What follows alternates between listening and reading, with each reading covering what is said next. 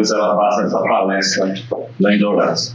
Bom, então a doutora Mariana Rodrigues Magalhães Romero, graduada em Engenharia Florestal pela Universidade Federal do Acre, mestre em Ciências Florestais pela UFB Lotrim, área de conservação e restauração de ecossistemas florestais. Doutora em Engenharia Agrícola pela Universidade Federal de Viçosa, na área de recursos hídricos, agrometeorologia. Especialista em Engenharia de Segurança do Trabalho pela Universidade Federal de São João del Rei, em 2020. Especialista em práticas pedagógicas pelo Instituto Federal do Norte de Minas Gerais. Possui experiência em agrometeorologia, restauração de ecossistemas, método de predição utilizando redes neurais artificiais, fenologia, reprodução, relação água, solo, planta e atmosfera. Atualmente está como docente no Instituto Federal do Norte de Minas Gerais, campus avançado de Anaú. Aí tem só uma atualização, e agora terminou lá, agora sou docente contratada no Dabrimotes, né? O técnico de energia renovada. Tá bom. Consultor da Uniagro. Consultado no meteorologista da Uniagro. Tem que colocar lá nos carros. Mas tem que atualizar. Boa tarde a todos. Primeiramente, quero agradecer ao convite, pelo convite do professor Edson. E é um prazer estar aqui com vocês, conversando um pouquinho sobre esse tema tão importante, que muitas vezes nós, profissionais de agrárias, temos uma noção de clima, né, de meteorologia, muito voltada para pequena escala, uma microescala, e na verdade não é isso. Mesmo sendo, se você pensar em termos de dados meteorológicos para Janaúba, tudo ocorre em uma macroescala. Igual eu falei com vocês, o clima numa microescala, quando a gente pensa nisso, que lá no ensino fundamental, no colégio, tem aquele famoso ciclo da água, né? Aí uma coisinha bem pontual. Então nós temos essa ideia de microescala, mas na verdade você trabalha com macro. Recentemente, ano passado, eu já tinha uma boa noção disso, mas eu fiz um curso de oceanografia na USP. E achei extremamente interessante a relação das correntes marítimas também. Que a gente pensa mais a parte de dinâmica atmosférica, radiação solar, todo aquele processo. E, no entanto, a parte do oceano fica um pouco esquecida. E eu achei bem interessante, vou pontuar algumas coisas aqui para vocês. A rotação da Terra é responsável pelas correntes oceânicas e correntes atmosféricas. E o oceano mais a atmosfera resulta na redistribuição de energia do globo terrestre. Então, eu até brinco, né? Thales Julieta falou, tudo é água. Só que, na verdade, é tudo radiação solar. Porque não acontece nada se não tiver energia. E a nossa energia, ela vem da radiação solar. Até o ciclo da água, né? Não vai ter ciclo da água se não tiver energia. E a intensidade da radiação solar ela é mais baixa nas baixas latitudes, próximas do Equador. E vai intensificar a redistribuição da energia na região intertropical. Aí coloquei aqui uma figura para mostrar que a região do Equador, né, 0 graus, e essa região intertropical tem uma maior incidência da radiação solar. Então a radiação é mais alta, então essa dinâmica atmosférica, né, a dinâmica da precipitação, ela vai ocorrer de forma mais intensa nessa região. Tanto é que nessa região é a região mais quente, tanto em correntes atmosféricas quanto nas próprias massas de ar. Isso nós vemos bem claro quando você olha aqui os países, de modo geral, os continentes que estão nessa região são continentes mais quentes, enquanto após o trópico de Câncer e abaixo do trópico de Capricórnio, tende a ter temperaturas mais amenas. É interessante ressaltar também, uma curiosidade, no hemisfério sul, a diferença, a amplitude térmica e de precipitação era um pouco diferente no hemisfério norte. Porque no hemisfério norte eu tenho maior porção de terra na superfície do globo, enquanto no hemisfério sul eu tenho uma maior porcentagem, né, de água. E aí você vai lembrar lá no calor específico, a água ela demora mais, esse impacto, mas ela demora mais a perder o calor também, diferente da terra. Ela esquenta mais rápido e perde mais rápido. Isso faz toda a diferença na questão das estações. Você vê que as estações do norte, elas são mais definidas. Primavera, verão, outono, inverno. Enquanto na nossa é junho, primavera, verão, outono e inverno. Não tem essa distribuição certinha de temperatura e precipitação tão pontual. Entendeu? Estou me no lugar errado. Tão pontual quanto ocorre no hemisfério norte.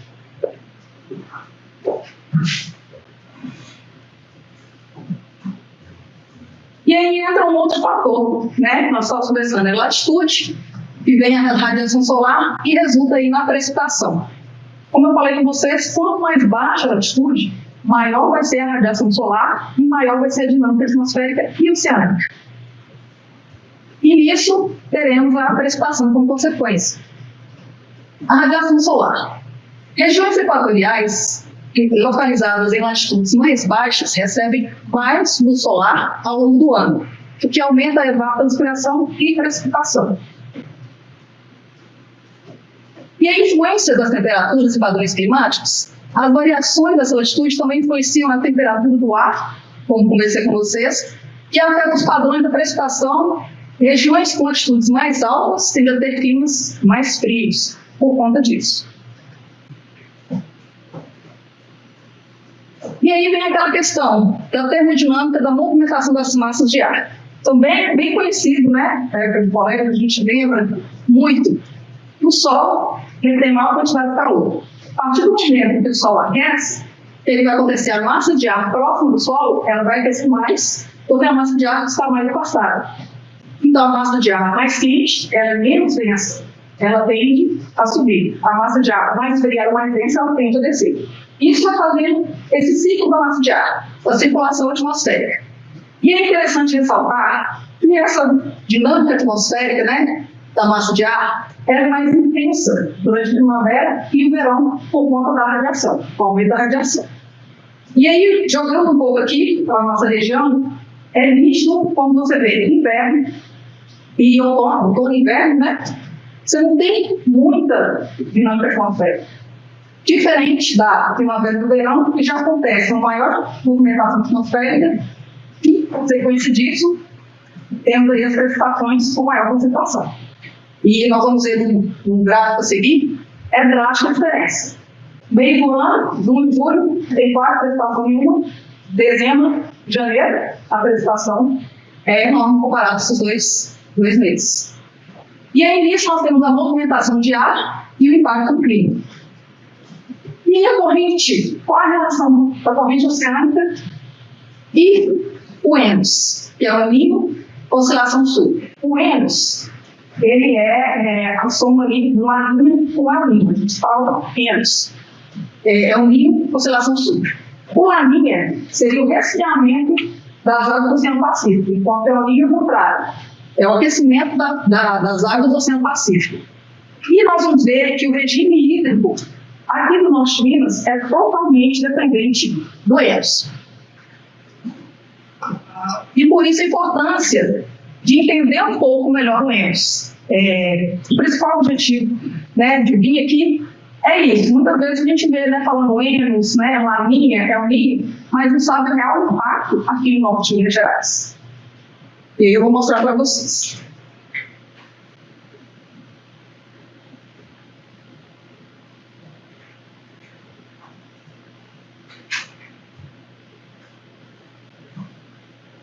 Transporte de calor e nutrientes. As correntes oceânicas transportam calor e nutrientes, afetando diretamente a temperatura da superfície do mar, fundamental para a formação do ENS. E é interessante ressaltar também que tem uma diferença, uma amplitude muito grande da temperatura nos primeiros 500 metros. Depois disso, a temperatura do oceano tende a ficar mais estável. Mas é justamente nesses 500 metros que nós temos as movimentações das correntes oceânicas superficiais e mais inferiores. Essa interação entre correntes marítimas e atmosfera, nós temos que o fenômeno ENS, que inclui, né, o El Niño e a La Niña, resulta da interação dessas correntes oceânicas e atmosféricas. E essa interação causa variações significativas nos padrões globais climáticos, incluindo secas e inundações, tanto pelo déficit hídrico quanto o excesso hídrico. E aí você pensa, tem a radiação solar, que nós sabemos que ela é mais intensa na região tropical. Quanto menor a altitude, maior a intensidade, então próximo ao Equador tem uma maior intensidade. E é interessante também ressaltar que é onde tem as maiores precipitações. Se você pensar em floresta amazônica, temperatura alta, precipitação alta, porque tem uma dinâmica mais intensa. E o impacto das mudanças correntes? Elas podem, esse impacto, essas mudanças, elas podem alterar a intensidade e a frequência de eventos. Esse é um grande problema. E quando você vai trabalhar em uma casa de estudo e tudo mais, você controla. Você controla a umidade, você controla a temperatura. Mas nós trabalhamos onde? A céu aberto. Não tem como, no coletivo de banana, de outras culturas, a grande escala, a grande escala, você controlar bem. Então, o que nós podemos fazer? Entender e nos adaptar. E nisso, com a questão de mudança climática, ficou mais regular. Então, nós temos que aprofundar um pouco mais esse tema para dar uma assessoria para o produtor. E aí vem, normalmente, você tem uns 3 meses de antecedência, você tem uma noção boa se vai ter mesmo ou não o ENS. Se vai ser um ano neutro, se vai ser um laninha, um El Niño, que tem a questão da intensidade. Nós temos moderado, fraco e forte. Isso de acordo com o CPTEC. De acordo com o NOAA, ainda temos o extra forte. Nós tivemos 1 ou 2 eventos extra fortes de El Niño. Eu vou mostrar o mais forte deles em gráfico, na distribuição de chuvas aqui. E é muito drástica essa distribuição, quando você tem os eventos mais fortes, né? Tanto El Niño quanto Laninha. Nós falamos em anomalias. Você tem a média histórica, normal climatológica, e o que foge dessa normal, nós temos a dizer que são anomalias. Então, esses eventos extremos, eles funcionam como anomalias do clima. E são neles que nós temos que ter um carinho maior para buscar entendê-los. Igual eu estava falando a questão do produtor. Você vai saber com uma certa antecedência se vai ter um déficit hídrico ou não. Nós já tivemos isso, vamos ver até o ano, e o Alberto falou comigo que teve que suspender a irrigação dos produtores. E muitos produtores perderam quase tudo, se não tudo. E não tem muitos anos que aconteceu isso. E, por outro lado, uma linha extremamente forte, nós temos como exemplos, pode ocasionar rompimento de barragens, né? Como você vê, Brumadinho, Mariana, deslizamento ali, sempre tem uma linha forte, é associado com desastre, deslizamento ou coisa parecida, porque é um excesso hídrico que o solo muitas vezes não consegue absorver naquele curto espaço de tempo. Outras alterações que nós também estamos tendo, as chuvas na região sudeste, elas têm se tornado mais condensadas e com maior volume. Antigamente eram mais espaçadas e melhor distribuídas ao longo do ano. Hoje em dia não, elas estão menos espaçadas e com maior intensidade. E para a recarga de sol freático, a absorção do solo, é um problema. Então, impactando diretamente a precipitação e a temperatura nessas regiões, como o norte de Minas, né? O ENS parece uma coisa tão longe quando você pensa Oceano Pacífico. E vai alterar bruscamente, né? Vai influenciar o nosso regime hídrico. ENS versus precipitação. Eu coloquei aí um mapa para conversar com vocês sobre uma coisa muito importante. Quando eu falar, né, do ENS, El Niño, Laninha, eu vou projetar no norte de Minas Gerais, a região do sudeste de Minas. Por quê? A parte da distribuição de terra no Brasil, a porção é tão grande que nós colocamos algumas latitudes. Então, o que acontece para a gente no sudeste não vai acontecer para o sul do país. E o norte tem um sistema à parte.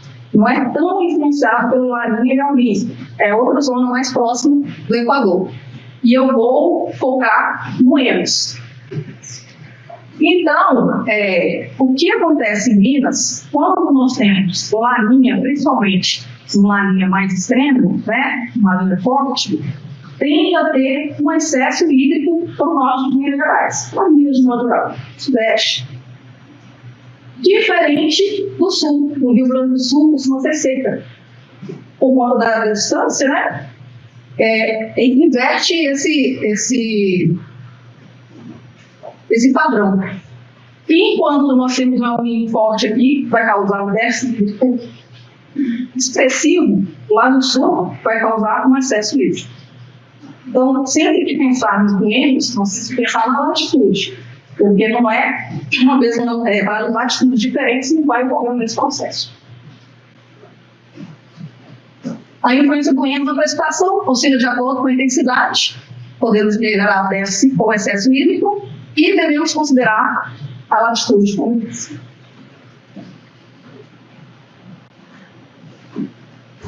E aí, essa diferença, né, de El Niño para La Niña, vou trabalhar sempre com os trechos. Porque se eu tiver um El Niño fraco ou um La Niña fraco, não vai fugir muito ali da normal climatológica. Então, eu estou focando mais nos extremos para vocês verem essa grande diferença.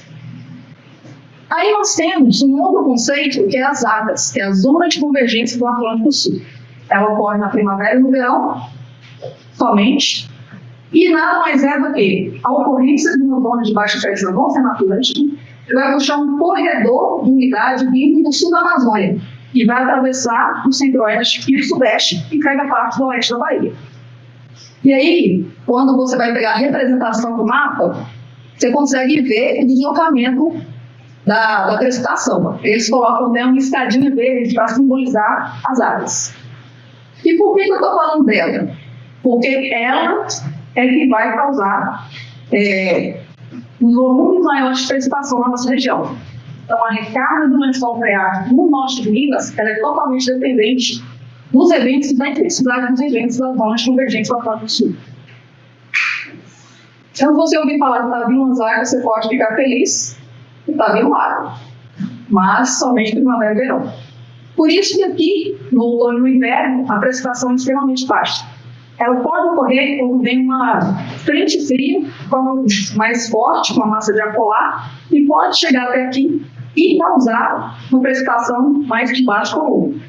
As últimas não têm conseguido trazer essa precipitação, porque aqui está tão seco, todo dia está tendo alertas de umidade relativa do ar baixo, está ventando ali, né, no horário mais quente, em torno de uns 20%, muitos claros de semana bateram 11%, se não me engano foi a mais seca do Brasil, ou estava no top 3, isso eu não me lembro.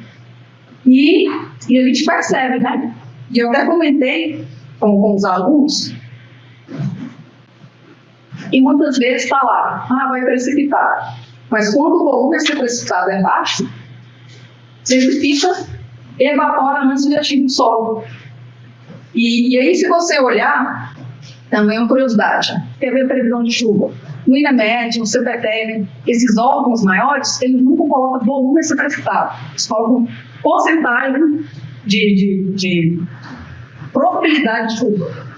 Por conta disso, não tem como ele olhar na questão de microescala para saber como está a umidade relativa do ar. É um dos pontos. E aí esse trabalho com probabilidade de chuva. E nem sempre que tem uma formação de cumulonimbus ali carregada, você vê o céu todo escuro, é sinônimo de chuva por isso, se a umidade estiver muito baixa. E o volume a ser precipitado não for muito grande, vai melhorar a umidade relativa do ar, vai aumentar, mas pode não atingir o solo. E aí falar um pouco mais sobre essa zona de convergência, né? A duração dela é mais ou menos, não costuma passar 10 dias. Só que não 10 dias em cima de um local só. Ela vai começar ali no sul de São Paulo e vai subir até o oeste da Bahia. E ela vai, o foco dela, né, a ação dela é no centro-oeste e no sudeste apenas. E aí, como eu disse, a formação é um pouco da zona de baixa pressão, ocorre na primavera e no verão. E na meteorologia, nós falamos que o período chuvoso começou somente quando vem a primeira zona de convergência. E aqui para vocês verem a diferença. Eu peguei para a Nova Ponteirinha e a estação do INEMED está em Nova Ponteirinha. E os dados da normal com os dados de um El Niño forte e os dados de La Niña forte. Olha aí no mês de dezembro a diferença. Normalmente dezembro é um mês mais chove. Para as normais, você tem ali abaixo 200 milímetros quando você chega numa linha, esse ainda é moderado. Eu achei esse moderado na classificação, mas ele teve uma prestação muito maior do que o outro forte, então eu trouxe ele. Mas na classificação de novo, do CPTEC, ele está como moderado. Provavelmente isso pode ter acontecido e pode ter ocorrido ali um ciclone tropical no litoral próximo do Nordeste, no Nordeste não, no Sudeste, que deu um boom na precipitação. Então ele alimentou de umidade a zona de convergência. Aí isso pode ocorrer. Então, o que está acontecendo, né, recentemente, a semana passada, estava acontecendo no sul do país. O ciclone tropical estava alagando tudo, chegou até a parte do centro-oeste, muita chuva por conta disso. Ele vai jogando umidade no sistema. E aí também, né, em comparação ali, não chegou nem a 50 milímetros no El Niño forte, né, menos de um quarto da normal climatológica. É isso que vocês têm que trabalhar. Você vai atender ali o produtor, vai conversar com ele para vir um El Niño forte. A Adalberto vai tomar as providências, você pode até antes de chegar, já começar a reduzir o volume liberado. O produtor não vai investir tanto na produção, porque ele sabe que vai ter uma baixa grande, que não vai ter água para ligar. E nisso ele vai reduzir as perdas. Então dá para vocês ajudarem ele a gerenciar essa questão do quanto produzir, dependendo do ênfase. Que é de extrema importância, né? E esse conceito, essa intensidade de acordo da convergência do volume a ser precipitado de acordo com o ênfase, poucas pessoas têm esse entendimento. E por isso a importância de estar trazendo para vocês. A ideia é fazer vocês olharem de uma outra forma para o regime hídrico, né, da nossa região e saber se adaptar de acordo com essas oscilações, as anomalias que estão acontecendo e tendem a ser mais severas e mais recorrentes. E aqui eu trouxe em valores. A normal climatológica, eu peguei mais recente, de 91 a 2020, 748,6 milímetros ano. Se você pega um laninho moderado, que aconteceu em 2021, 1.273,4. Olha a diferença, quase um dobro. E aí, se você vai contar a banana, né? E você, aqui na região, está acontecendo em patógenos que toca, né? Estou acompanhando aí o projeto do colega do Luiz. Se é um ano que vai chover mais, a incidência dela tem que aumentar, o que vai reduzir também a produtividade. Então, até nisso você pode estar gerenciado. Não é a minha cultura, que eu sou engenheiro florestal, mas não sei, às vezes o espaçamento, se você aumentar o espaçamento, que pode estar melhorando isso, né? Saber que está vindo um excesso hídrico, está modificando o manejo, às vezes é interessante.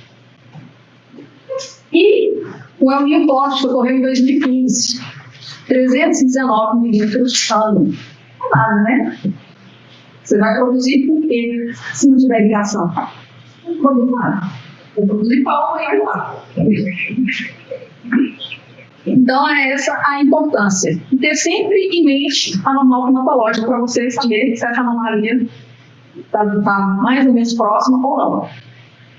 E, como eu disse anteriormente, infelizmente a tendência é que ocorra maior número de anomalias e com uma maior frequência. Então, nós vamos ter que trabalhar mais esses conceitos, explorá-los e aplicá-los junto com o produtor.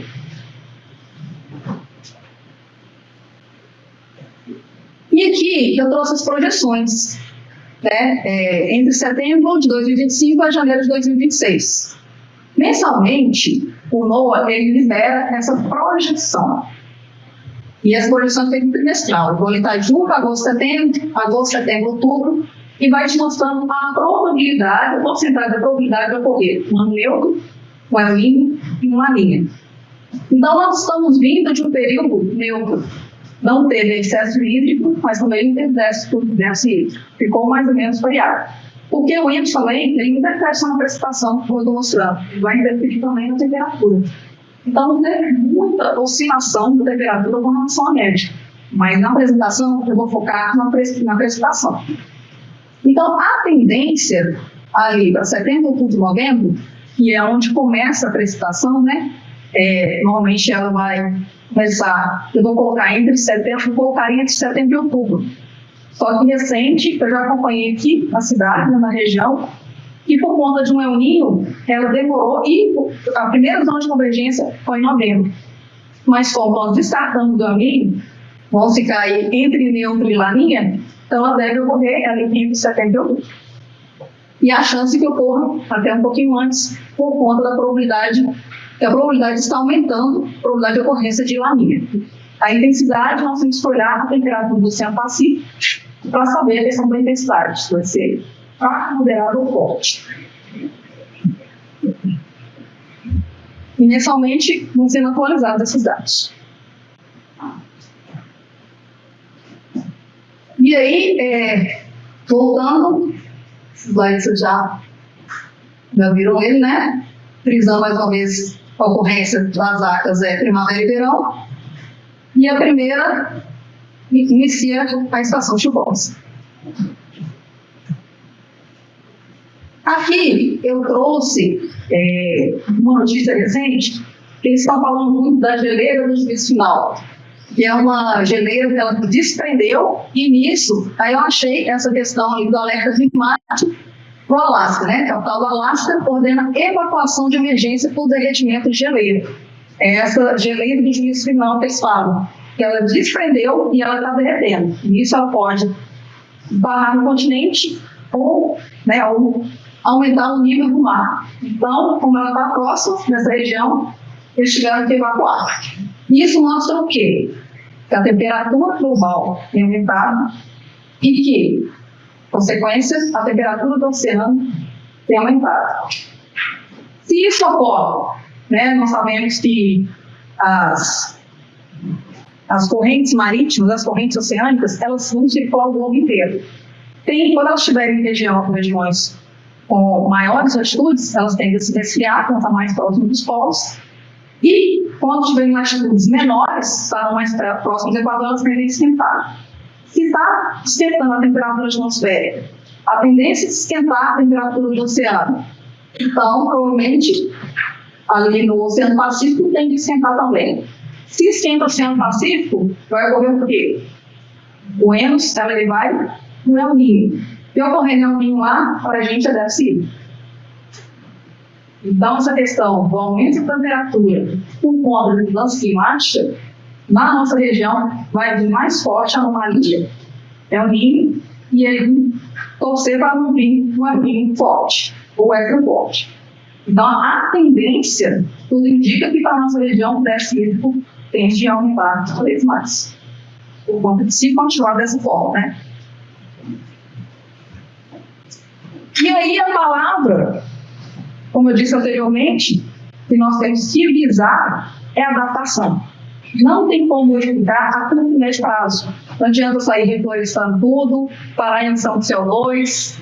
A curto e médio prazo não tem o que fazer, somente adaptação. O que nós temos rever as questões estruturais, está melhorando essa questão de emissão e tudo mais, e no consenso global, não adianta um outro país, principalmente os que emitem mais, desmatam mais, mas a ordem, a palavra-chave é adaptação, gerenciamento ali do que está por vir, e conhecimento para estar gerenciando. Eu optei por fazer uma palestra um pouco mais curta, porque normalmente costumo ouvir muitos questionamentos de modo geral, e aí eu deixei para ficar em aberto e conversar mais com vocês essa questão. Tiverem alguma dúvida, quiserem acrescentar alguma coisa, estou à disposição de vocês. Espero que tenham gostado. E a ideia foi justamente essa, mostrar um outro lado do regime hídrico e da recarga do lençol freático, que muitos que não são da área não têm esse conhecimento.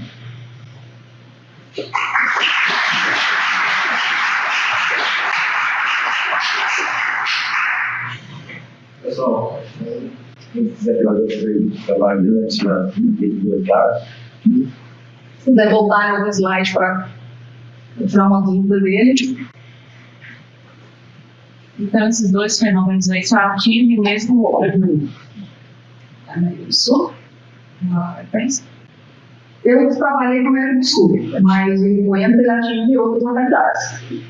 Eu foquei bem na nossa região. E se for trabalhar em questão de novo, aí, dependendo, vai para a área, também tem só livres. Tem outras variáveis que vão alterar. Nós somos aqui mais próximos, então ele altera de uma forma mais significativa. As longas distâncias, a influência dele tende a reduzir e outras variáveis entrar no sistema conjunto. Igual até mesmo no Brasil, o norte já é a zona intertropical, não é a zona de convergência. É a zona que vai atuar lá na região norte, mais próxima do Equador. Então, como eu foquei muito no norte de Minas, né, eu não trouxe para vocês, mas ele influencia outras regiões também. Se você entrar no site do CPTEC, que está lá, é o mínimo Larinha, vai mostrar exatamente as regiões onde ele influencia. Aí aparece até uma partezinha escrita, né, chuvoso, seco, as localidades do globo. Aí é bem interessante você entrar na página deles. Mas eu tinha perguntado, obrigada. A instituição é muito importante esse tema que eu ainda não familiarizado com a parte de educação, e que eu acompanho os produtores a parte de roteiro. Eles fazem normalmente com o curso artesiano. No caso, quando a gente tem esses termos, mesmo na parte irrigada, vai ter uma perda considerável da produção, ou assim, vai ter um aquecimento, por exemplo, caso não seja cultural, o aquecimento, hoje, todo o serviço vai ser só ali para ter calor, né, essa questão. Mas em nível de profundidade, o roteiro, afeta muito, afeta mais ou menos, né, se... De curso artesiano. Primeiramente, se está mais seco, vai ter um déficit maior na planta, né? Ela vai exigir uma maior quantidade de ligação. E nisso vai estar utilizando ali um lençol freático com poço artesiano. Se não vem a recarga, o poço artesiano ele vai reduzindo o volume útil dele. E se tem pode ocorrer vários eventos consecutivos, né? Eventos consecutivos de aninho, então o aninho pode ficar por um tempo maior, vai só reduzindo a recarga, vai só reduzindo o volume útil. Então é necessário essa recarga por isso. Porque se não tiver vindo, muitas pessoas começarem a usar esse lençol freático, e o pior é quando usa de forma clandestina. Então, nós não temos controle de quantos tem, nem da vazão que está sendo tirada. E é o que mais acontece aqui na nossa região, que nós sabemos. Então, se você vai consumir e não tem a recarga, uma hora vai dar problema. E ele já está, tem várias reportagens falando que já está reduzindo, né? Alguns aquíferos subterrâneos estão reduzindo o volume. Já é uma tendência também. Consegui responder? Mais dúvidas? Mariana, você falou o seguinte, que as correntes marítimas, elas são influenciadas pela mudança da terra, certo? Também. Então, pode dizer que a terra anda mais rápido que o normal, e esses fenômenos são cada vez mais frequentes? Não. Teve um aumento da velocidade, mas é quase, você pode desconsiderar. O que está acontecendo é o seguinte, o efeito estufa, ele é natural e normal. Para ter vida no globo terrestre, tem que ter o efeito estufa. O problema é que o ser humano está acelerando a emissão dos gases. Se você pegar, pode até procurar na internet também, emissão de CO2 antes do período industrial e pós-período industrial, está exponencial a emissão. Então, com a emissão não só do CO2, mas dos fluorofluorocarbonos, CFCs, quanto maior a quantidade desses CFCs na atmosfera, vai aumentar o calor, porque a radiação que entra, muitas vezes tem a parte que reflete, e se tiver uma quantidade maior de aerosóis, tende a aumentar essa reflectância e aumentar o calor. Então não é que a Terra está rodando mais, é que a dinâmica atmosférica ela está mais acelerada por conta da temperatura que está aumentando. Então, todos esses eventos, essas anomalias que estão ocorrendo de forma mais frequentes e mais intensas, é mais por conta dessa questão do aumento da temperatura do globo, não pela rotação. A rotação, você pode lembrar ali, tem um movimento, né? Aí lembra rotação, curvação, revolução, né? Aí, quando se trata da Lua, você tem a questão das marés. né, que a cada 7 dias muda ali, né, a lua minguante, nova, e assim sucessivamente, e influenciando as marés. Então, quando você vai para a praia, você pode ver. Às vezes você está querendo lá fazer passeio de gado, porto de galinhas, para ver os corais. Você chega numa época, você não se prepara, não tem muito conhecimento. Na época de maré alta, você não consegue chegar até lá. E aí você vê, você está na praia, durante o dia, durante a noite, você já vê o recuo e o aumento do mar. Então você pensa isso e simplifica escala. Quando você joga para macro escala, aí você entende um pouco a movimentação das correntes. E aí a corrente, quando ela passa mais perto da lua, latitudes maiores, ela tende a esfriar, latitudes menores, ela tende a esquentar, e vai seguir um ciclo. Eles até estavam falando nesse curso que eu fiz, que está aumentando tanto a temperatura, que não está tendo o ciclo da corrente, ela passa da corrente, vai no ciclo, são vários, já estão alterando o ciclo. No que estão alterando o ciclo, por conta de questão de temperatura, a disponibilidade de alimentos para a vida marinha, para certas espécies, ela vai modificar e pode extinguir várias espécies. E no que ela vai modificar, vai ter essa contrapartida também na questão da precipitação. Então, até isso já está ocorrendo. Mais algumas dúvidas? Falando de temperatura, só tem uma questão que vai estar voltando. Questão de ligação de vários parques solares que vão aumentar na região. Impacta a curto prazo, a longo prazo, essa questão de classificação? Eu vou te falar o que eu acho, porque eu não aprofundei muito, não. Porque eu até trabalhei com a Débora lá no curso, né, do Energia, e eu vi poucas reportagens sobre isso. Mas, meu entendimento, os painéis estão sendo colocados aqui na cidade, na região. Seria considerado um microclima. Vai alterar algumas coisas. Às vezes o calor pode intensificar o microclima. Mas para chegar ao ponto de ter uma mudança significativa, acredito que não, por conta da macro escala. Funcionaria da seguinte forma: você anda ali na Avenida do Comércio, 1h da tarde, em outubro, dia mais quente. E aí você vai andando a pé, e quando você chega ali no Parque Ecológico que fizeram na Beira Rio, você entra ali dentro, você respira melhor. Em microescala, a temperatura de um é muito maior. Se fosse uns 10 graus de diferença, quando você entra num lugar arborizado. Seria, na minha concepção, mais ou menos isso que a placa ocasionaria. Ali, naquele miolinho, poderia aumentar a temperatura. Não reflete ali. Se você está num lugar que reflete o raio solar, se está num painel de carro, reflete bem, você se sente que queima, está mais quente. Mas se eu andar um pouquinho mais para lá, passar um pouquinho, então não tem influência.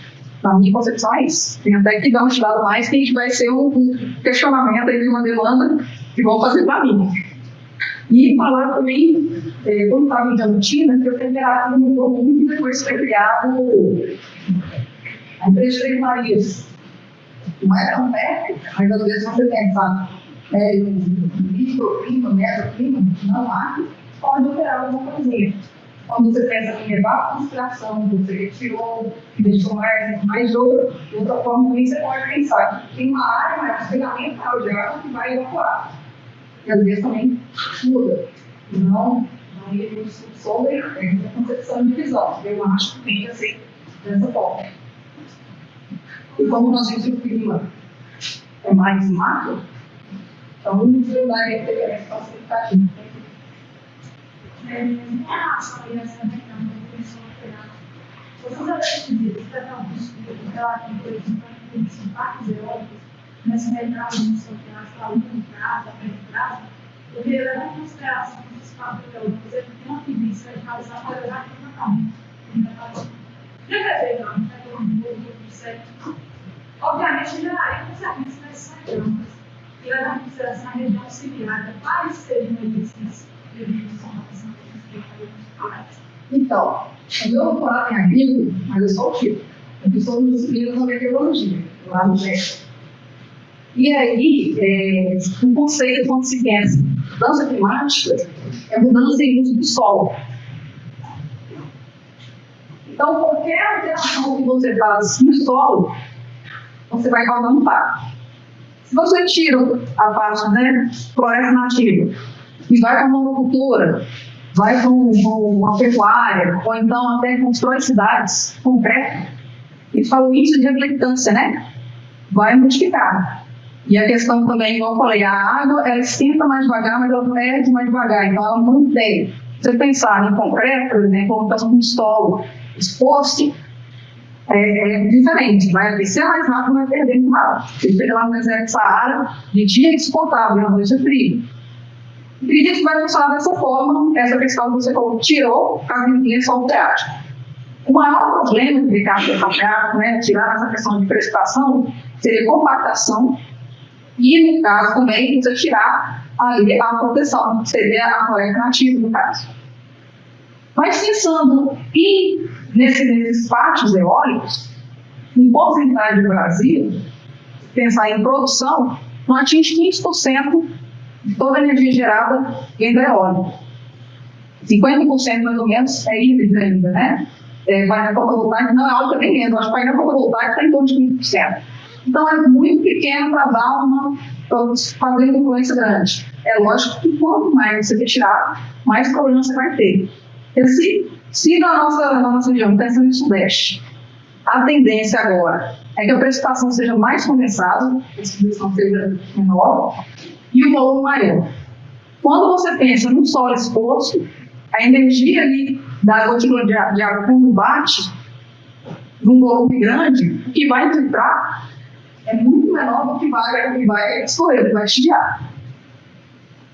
Então, se você tira, quanto mais você tira, mais esse evento vai acontecendo. Mais difícil vai ser essa recarga. Então, antes de pensar nessa questão da energia eólica, que questão de ocupação de área bem menor, eu pensaria mais na pecuária, na monocultura e na criação de cidades sem essa parte de escoamento. Igual o transtorno que dá na época chuvosa aquele centro de Janaúba. Uma vez eu fui na padaria, no meio de uma zona de convergência, eu não vi o vento frio. A estação de carro do lado, eu não tenho menos de 2 metros, tem mulher inteira. Não tem escoamento, é um caos. Passei no manual da saída de uma vez, eu vi e achei que estava. O carro é alto, é SUV, começou o painel a piscar, nossa, tem que ver com a minha. Então, eu pensaria mais nisso, questão de concretagem, de criação de cidades, seria aí vem a questão de vida de calor e tudo mais, não tem a parte eólica. Mas você pensar, quanto mais tirar, mais volume vai dar. Os sentidos estão ver. Você vai estar saindo do Está sendo aumentando, inclusive, está perdendo um pouquinho para a então, se você está em relação à América Latina, aí não vai ter problema. Então, da recarga com sol vai influenciar mais. Mas vai influenciar mais de local, sim. Porque vai acontecer igual se fosse em montagem da época, né? Os parques solares, da energia fotovoltaica. Da mesma forma, você retirar a mata nativa para a produção pecuária, retirar a mata nativa para qualquer outra produção de agricultura, teria efeito similar. Então, se lá a área que foi retirada para a implantação do parque eólico foi grande, ali na nível local pode ter alteração.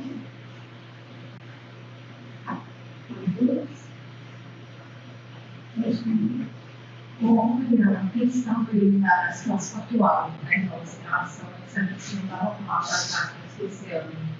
Você falou que a intensidão foi muito forte. Ter maiores seguidores de anormalidades, mas mais recorrentes. Na nossa região aqui, a gente estaria falando de uma classificação anual específica, extensão esse Decretividade não moderada, né? O Laninha foi moderado, o El Niño foi essa forte.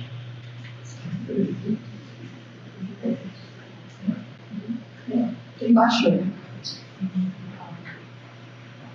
Então, como você viu, é o mínimo e essa forte. Você já vai pensar depois que metade da normal. E depende da intensidade. E se tiver algum outro evento associado. Igual eu falei lá do Laninha, se tiver ali, por exemplo, um ciclone tropical no litoral mais próximo do Sudeste, ele pode jogar umidade e aumentar. Eu trouxe até o laninha moderado, porque o laninha forte tem uma prestação menor. Então, acredito que teve outro fator ali para estar dando esse valor moderado. Também que se põe essa tropical. E é complicado de pensar na adaptação. No nosso caso, e no extremo sul lá do país. Porque são os casos deles, vai ser com acesso livre, para começar com acesso livre. Então, nós podemos pensar em questões adaptativas igual, um manejo diferente, começar em específicos com relação ao manejo. O Silvano, o Traíra e o Luiz também instalar uma estação no meio do plantio, do banana lá, para ver essa questão também dentro do plantio. E uma atividade que eu tem muito para tentar melhorar essa questão. Às vezes, restaurar algumas áreas, para melhorar a questão da carbonação freática, de gás, a questão também dentro da cidade, melhorar o escoamento ali das áreas viárias, já está começando, em alguns bairros já está sendo feito, já vai direcionando um pouquinho, ele dá um pouco ao caos que tem se formado em distância. Aí alguma dúvida? Curiosidade? O Rafa, o desenvolvedor, fala da bateria. Qual é o crescimento?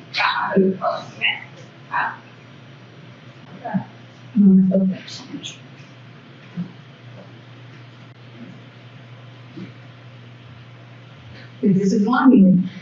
A intensidade eu não sei te dizer ainda. Eu tenho que observar a questão da temperatura do céu. Estou até começando com o professor Silvano, isso no menor do almoço.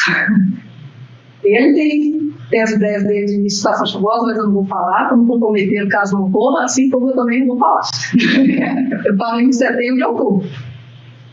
Tem uns que falam menos, e nesse momento de falar, está arriscando muito pessoas. Então, eu não arrisco, não. Só te falo que vai ser uma situação dentro do normal com um pouco a mais. Pela tendência ali, Mais moderado, você falou, outubro, novembro, dezembro, vai botar aquela linha, aquela barra azul que corresponde à laninha. 58% de chance nesse relatório agora, sempre na segunda quinta-feira do mês. Relatório agora do mês de agosto. Esse é agora de agosto. O próximo relatório vai ser na segunda quinta-feira de setembro. A gente já dá para ter uma noção melhor de como será. A estação chegou a nossa. E olha só, ali se você pegar ali, outubro, novembro, dezembro, aí novembro, dezembro, janeiro já começa a cair. Com essa modelagem que eles fizeram agora. Então, se a tendência de ter uma laninha, só com uma laninha, a princípio, uma laninha de curta duração, e fraca, a princípio. Então, assim, o correto é acompanhar mesmo, mensalmente. Porque a gente fala de previsão, o produtor, acaba também um resultado bem em cima, Gera resultados aí. Você fechar aqui mês, 2 meses, já tem noção, você já pode falar com ele que não vai ter possível. Depende da cultura, a gente leva muito isso em conta, porque tem culturas que demandam daqui, segura mais ou menos, e acaba que seja uma fase fenológica mais, O DIG não vai suspender a ligação. Já é uma alegria, porque ele não tem uma... Não, isso é de modo geral mesmo, questão da sociedade. Com base nisso, a gente consegue investigar. O bom é que a mídia sempre fala sobre o ENOS. Quando está vindo, vem várias reportagens, tanto televisão quanto todos os meios de comunicação, eles focam muito, somente com produção mais extremos. O bom mesmo é ir lá na fonte, entra lá no site do tem o NOAA, que na verdade o coletivo do INMET do CPT, sempre fazem junto, com base nesse levantamento que a NOAA faz, que é a agência americana. Então, se você for, por exemplo, entrar agora lá no site da internet, Lá tem um boletim. Aí você lê esse boletim, você já tem noção do que o pessoal tem em campo. No INEMET, eu tinha somente se tiver projeção por estação. Projeção do inverno, né, coisa liberada por estação. Né? Cada estação de inverno, então, cada 3 meses, tem somente um boletim dos eventos mais próximos ali. Porque, às vezes, a projeção, se tiver no início da estação, às vezes no final já aconteceu tantas outras variáveis já foram acrescentadas no sistema que pode ocorrer essa alteração. O mensal mais interessante para também. Importante, né? Projeção. Projeção, não é fácil. É tendência. A NOAA sempre soltava um boletim mais estendido. Aí, ano passado, eles deram uma errada feia. E aí, esse ano, eles são muito Para de ter lá inteiro. são muito mais contidos em função disso. E olha que eles usam supercomputadores. E como nós mesmo não faz certo. Eu lembro do negócio da guerra. Mais alguma dúvida? Mariana, a chuva que ocorre traz nós aqui, dificuldades gerais na região do nosso país. Então, bem interessante. Com a isso. Fora o corredor ali. Quando tem. As convergências. O caminho contrário. Voltar nos braços, então tem que voltar para o braço mais fácil, portanto.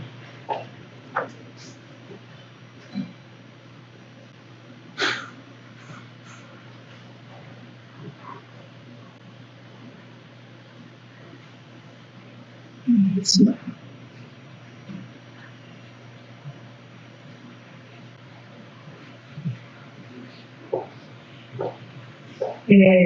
Normalmente a precipitação aqui ela ocorre na maior parte em 2 meses.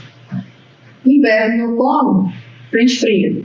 Só que como nós estamos mais para o norte de Minas, normalmente chega ali, está mais viçosa, mas vai perdendo força, vai perdendo idade e muitas vezes nem chega até aqui. E a outra opção é de um volume de 90% bem fria, zona de convergência, que é só na primavera e no verão. Então, esses 2 sistemas, pelo que eu acompanho, são as 2 principais entradas. Mas pode morrer, como se fala assim, cavalo, às vezes tem um ciclone tropical ali perto do litoral já com um pouco de idade, mas as principais portas, no nosso caso, a principal porta é a zona de convergência. Geralmente é primavera, verão. Eu lembro em setembro, você lembra disso? Estava construindo a biblioteca, aí o laboratório da professora do Ministério estava embaixo. Eles fizeram a laje, tudo, mas não comigo. Foi no mês de setembro. Deu uma chuva que inundou todo a zona de convergência. Essa chuva de maior intensidade que ocorre aqui é zona de convergência. Aí daria para o pessoal se prevenir. Uns dias de antecedência, colocar uma lona ali.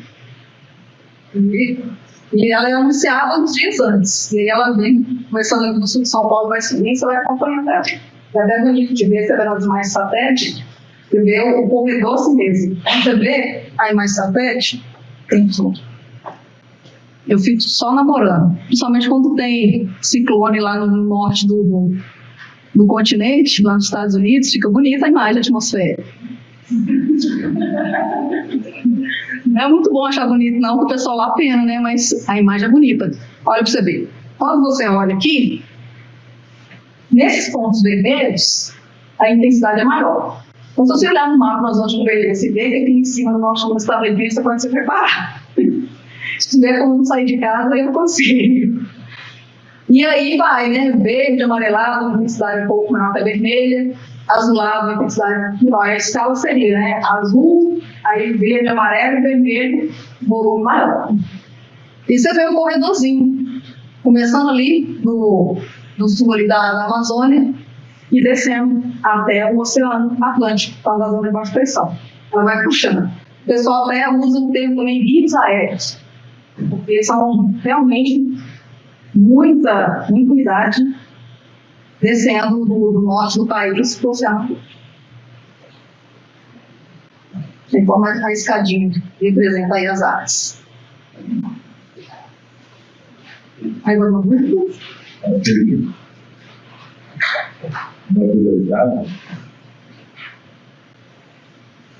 Ô, Mariana, desculpa agradecer. Eu que agradeço aí pela oportunidade de estar conversando com o pessoal.